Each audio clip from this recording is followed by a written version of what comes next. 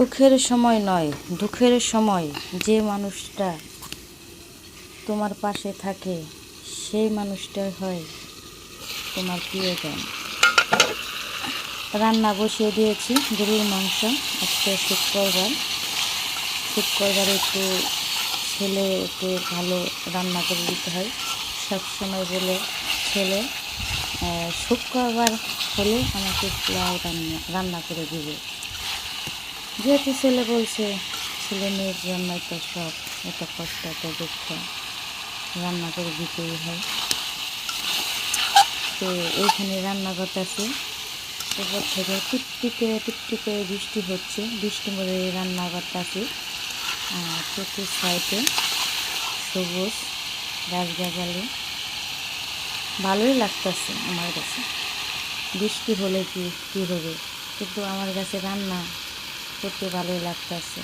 খোলামেলা জায়গা, সবুজ। অনেকেই দেখি ভিডিওর মধ্যে রান্নাঘরটা সুন্দরভাবে গাছগাছালি দিয়ে ফুল দিয়ে গাছগুলা, মানে কাগজের প্লাস্টিকের গাছগুলা, কাগজের ফুলগুলা সাজায় রাখে। তো আমি এইখানে রান্না করতেছি, আমার আর এইখানে সাজায় রাখতে হবে না, কারণ আমার প্রকৃতি দেখতে কিন্তু ভালো লাগে, তাই না? তো সাজানোর মতো হয়েছে চতুর সাইডের গাছ। তো চুলার আগুনটা খুবই ভালোই জ্বলতেছে। চুলাটা ঢাইকে রাখি তো এই জন্য, আর সিমেন্টের চুলা ঢাইকে রাখলে এই সুন্দর এরকমই শুকনা থাকে। কালকে জাল জ্বলাইতে আমার খুবই কষ্ট হয়েছিল, ভিজে আসছিল।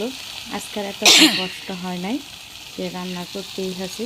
আর মেয়েদের একটু আমার তোরা কষ্ট একটু করতেই হবে, কষ্ট না করলে কষ্ট করতে হবে, করার কিছু নেই, তাই না? যেহেতু আমারই সব কিছু ম্যানেজ করার লাগে, সব কিছু আমি একটু কষ্ট আমার কাছে ভালোই লাগে। আসলে এগুলা না একটা আমার কাছে থেকে না। তো মাংসটা রান্না করতেছি না, অনেকক্ষণ জাল দিতেছি, এইখানে জাল দিয়ে সাইরে জ্বালায় রান্না বসিয়ে দিয়ে সেটা আমি কিন্তু গুড়ের কাজ করলাম, একটু ঘোরাফেরা করতেছি। মাঝে মাঝে খালি মধ্যে আইসা সেরে আমি একটু নাড়াচাড়া দিচ্ছি। আর মাংসটা কিন্তু খুব ভালোভাবে সিদ্ধ হয়েছিল আর অনেক মজা হয়েছিল। ভাবছিলাম যে একটু পোলাও রান্না করব, কিন্তু বেশি বৃষ্টি হচ্ছে, রান্না আর করতে পারলাম না। গুঁড়োতে রাইস কুকারে ভাত বসিয়ে দিয়েছি।